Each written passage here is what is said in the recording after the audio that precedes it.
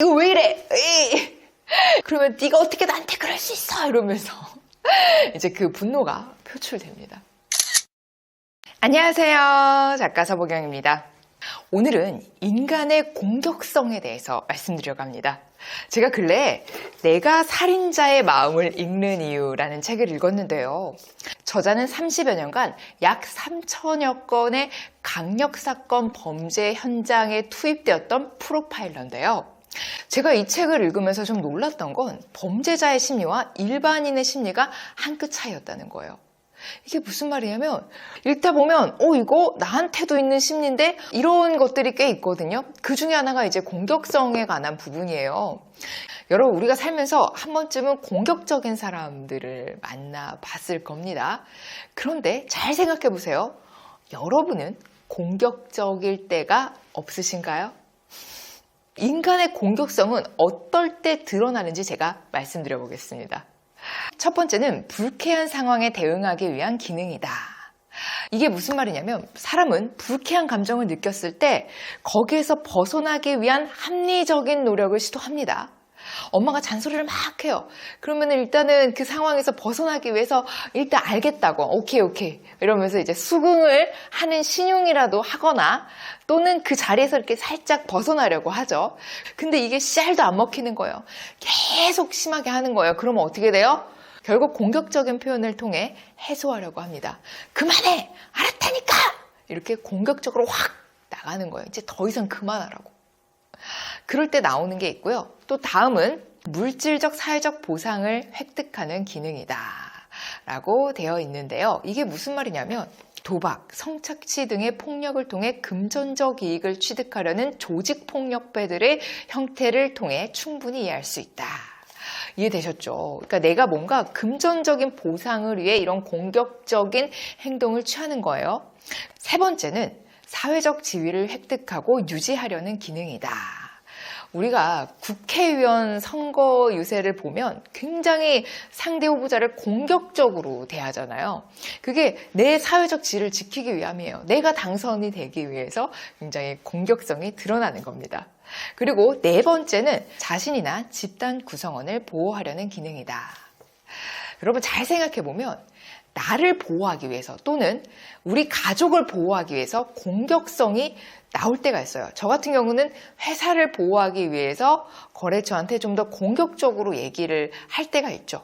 그리고 또 누군가가 나에게 부정적인 영향을 끼치려고 할 때 반사적으로 좀 공격적으로 변하는 것 같아요.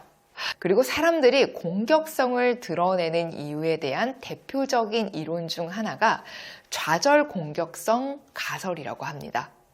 이게 무슨 말이냐면 개인이 심리적 욕구 좌절을 경험하면 공격적 감정을 일으키게 된다는 뜻입니다. 우리는 어떤 목표를 설정하고 순간순간 그에 따라 행동하는데 이러한 목표들을 이루기 위한 노력 중 하나인 목표 지향적 행동을 방해받을 때 자동적으로 공격적 반응이 나타난다. 여러분 그런데 잘 생각해보면 목표 지향적 행동을 방해받는 경우가 생각보다 많습니다. 예를 하나 들어볼게요. 요즘은 자판기 커피를 잘 마시진 않겠지만 자판기 커피를 마시기 위해 우리가 동전을 투입했습니다. 그리고 나서 뭐가 나와야 돼요? 커피가 나와야 되죠. 가장 먼저 컵이 나왔는데 커피가 안 나오는 거예요. 그리고 두 번째 경우는 커피는 나오는데 컵이 안 내려온 거예요. 그래서 줄줄줄줄 다 샜습니다. 그리고 마지막의 경우는 컵도 안 나오고 커피도 안 나오는 거예요. 그러면 여러분 그 상황에서 어떻게 대처하실 거예요? 막 자판기 두드리지 않겠어요? 이거 왜 이래? 에이! 이렇게 바로 공격적인 행동이 나오는 거예요. 왜냐? 목표 지향적. 즉 내가 커피를 마시기 위해서 동전을 넣은 거잖아요. 내가 목표를 지향하고 행동한 거잖아요. 근데 그게 좌절을 일으켰잖아요. 그러니까 공격성이 나오는 거죠. 이게 좀 극단적으로 가면 범죄와도 이어질 수 있는데 대표적인 예가 데이트 폭력일 것 같아요. 나는 네가 너무 좋으니까 난 여기 너랑 가고 싶어. 근데 상대방이 거절을 한 거죠. 그러면 어떻게 돼요? 심리적 욕구가 좌절된 거예요. 그러면 네가 어떻게 나한테 그럴 수 있어? 이러면서 이제 그 분노가 표출됩니다. 또 직장에서도 목표 지향적으로 아주 내가 거창한 비전과 어떤 계획을 세웠단 말이에요. 근데 그 프레젠테이션을 듣고 나서 뭐 누군가가 굉장히 질책하는 말들을 한 거예요. 뭐 지적을 했겠죠. 이거는 뭐가 어떻고 저거 어떻고. 그때 이제 순간 공격성이 확 발휘될 수 있죠. 왜냐? 내가 가고자 하는 목표 지향적인 행동에 상대방이 지금 태클 건 거니까. 네, 이렇게 우리 일상에서 공격성은 굉장히 쉽게 발현됩니다. 우리가 범죄자라고 하면 아주 그냥 흉악한 마음으로 똘똘 뭉친 사람들을 떠올리는데, 물론 그런 사람도 있겠지만 이 책에서 보면 시기의 감정과 공동체에서 내 존재가 소외되어 있다고 느끼는 사회적 배제감, 자신만 고립되어 있다고 느끼는 이 생각들이 무력감으로 이어지고 이 무력감이 분노로 치환되는 겁니다. 이들의 공통점은 평범한 사람들처럼 누군가와 대화를 나누고 차를 마시고 식사를 하는 등 타인과 교감을 하는 관계에서 배제되어 있다는 거예요. 그러니까 처음부터 막 악한 마음을 품었던 게 아니라 자신이 불편하고 어렵고 힘든 감정을 누군가와 함께 나누는 사회적 관계에서 배제되었기 때문에 그런 고립감이 분노가 되고 그게 범죄로 표출이 되는 거예요.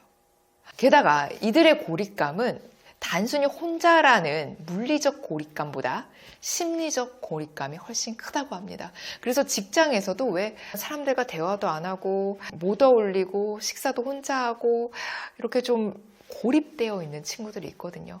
그러면 이런 친구들을 그냥 모른 채 하는 게 아니라 말도 좀 붙여보고 좀 따뜻하게 먼저 다가가는 게 필요하지 않을까 생각이 듭니다.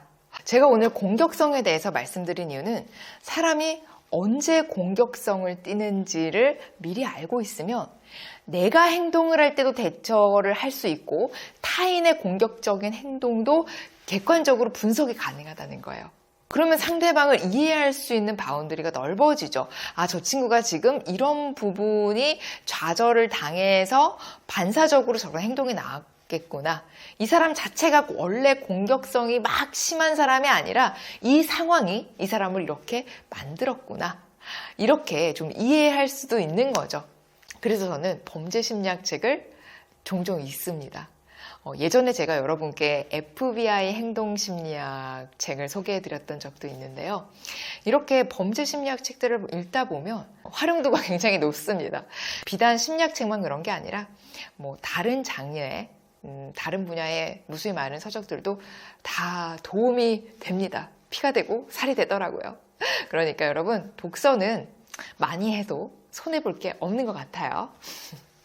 네, 오늘은 여기서 인사드리겠습니다. 오늘 영상이 도움이 되셨다면 구독 꾹, 좋아요 꾹, 알림 설정 부탁드려요. 오늘도 바쁘신데 시간 내셔서 제 영상 봐주셔서 너무너무너무 고맙습니다. 오늘도 행복 가득한 기분 좋은 하루 되세요.